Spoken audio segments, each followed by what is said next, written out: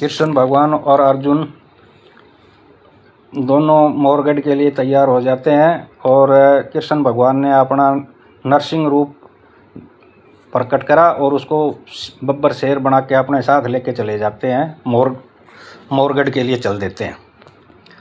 अब मोरगढ़ पहुंचकर राजा मोरध्वज के दरवाजे पर जाकर आवाज़ लगाते हैं, अलग निरंजन, अलग निरंजन। अब राजा मोरध्वज का एक सैनिक जो उसके महल के बाहर पहरा दे रहा था वो आता है और राजा मोरध्वज के पास जाकर के कहता है कि महाराज दो संत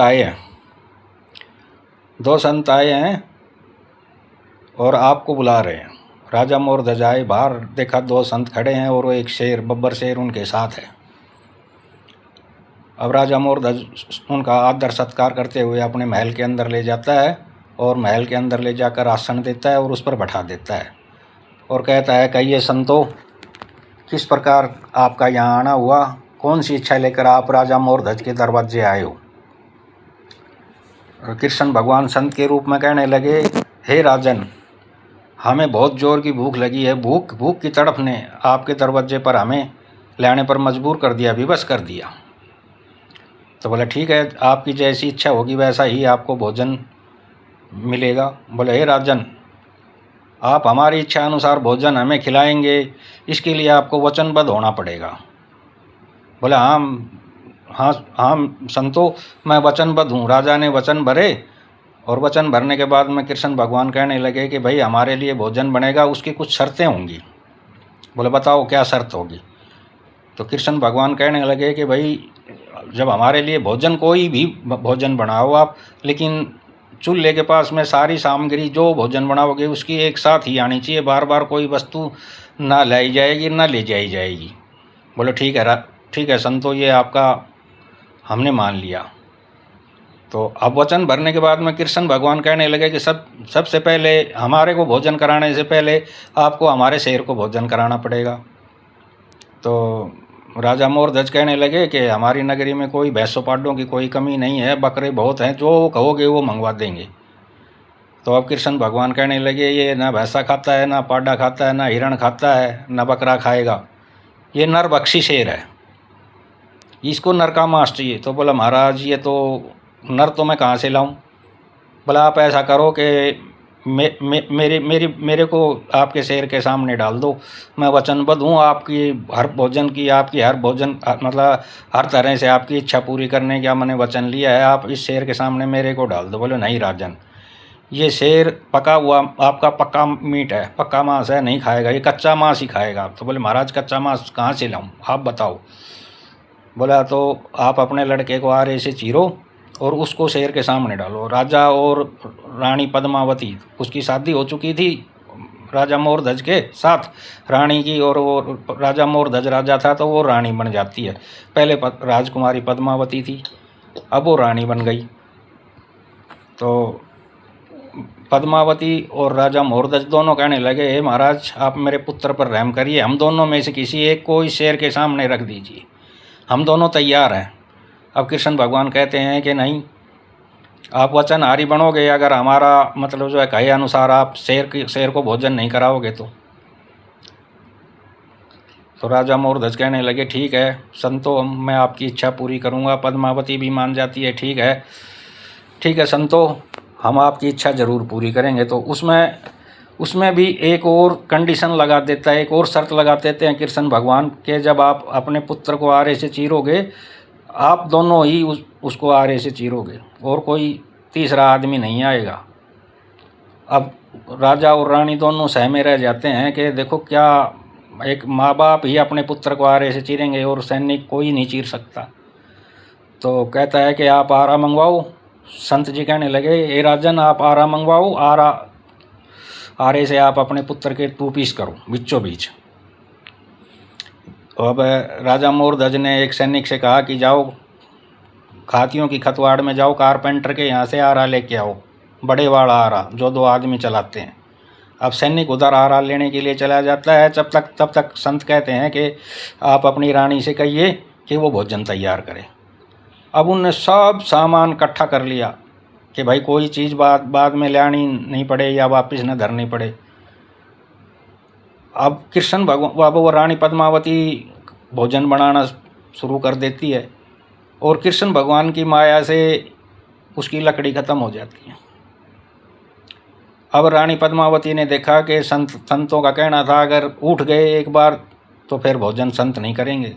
रानी पद्मावती अपना पैर साथ साथ लगा देती है, लकड़ियों के साथ साथ लकड़ी कम पड़ती दिखाई दी। ये सब कुछ अर्जुन देख रहा था। अब खाना बन जाता है। खाना बनने के बाद में रानी पद्मावती अपने कमरे में जा कर के सोचा विचारी में बैठ जाती है। अब कृष्ण वो कहता है, अर्जुन कहता है, केशव हम ये भोजन नहीं करेंगे, ये भोजन तो दूषित हो चुका। बोले कैसे दूषित हो गया? बोले रानी ने अपना पैर दे दिया इसके अंदर, लकड़ी कम पड़ गई थी, उसने अपना पैर दे दिया।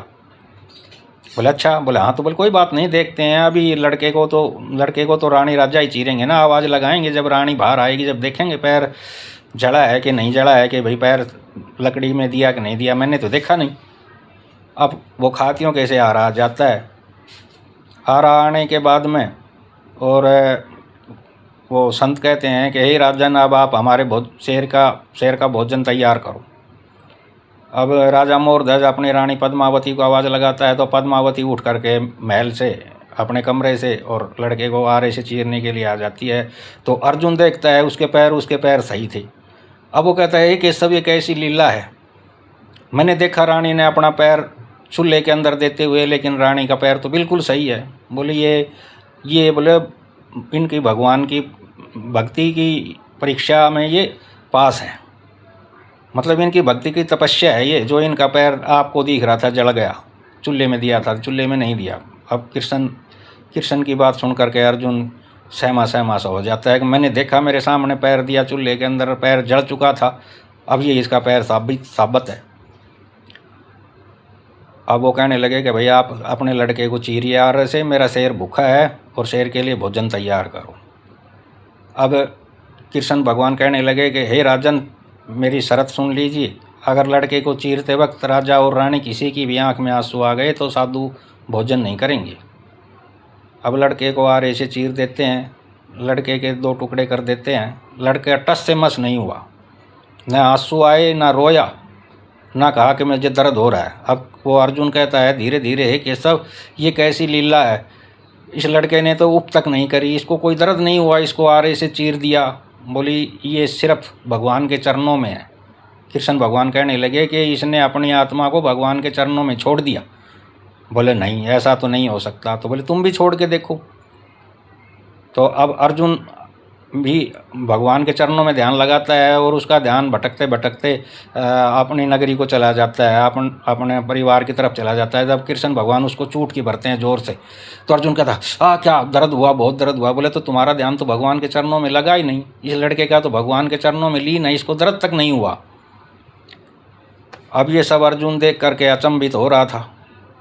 अब लड़का आरे से चीर दिया जाता है और संत कहने लगे हे राजन अब आप इसका एक हिस्सा, इसका एक हिस्सा जहाँ ये लड़का सोता है, जहाँ ये राजकुमार सोता था, इसके कमरे में रखो और एक इस शेर के सामने रखो। अब एक हिस्सा शेर के सामने रख दिया जाता है और एक हिस्सा महल में रख दिया जाता है। अब शेर तो अपना हिस्सा खा जाता है। अब राजा मोरध्वज कहता है कि हे महाराज अब तो आप भोजन करो। तो कृष्ण भगवान कहने लगे साधु अब भी भोजन नहीं करेंगे राजन।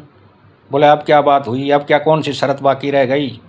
बोलो अब संत भोजन तब ही करेंगे जब लड़का साथ में जिम में, आपका रतन कुंवर धीर ध्वज नहीं ताम्रध्वज रतन कुमार हमारे साथ में जिम में, उसको ताम्रध्वज भी कहते थे और रतन कुमार भी कहते थे।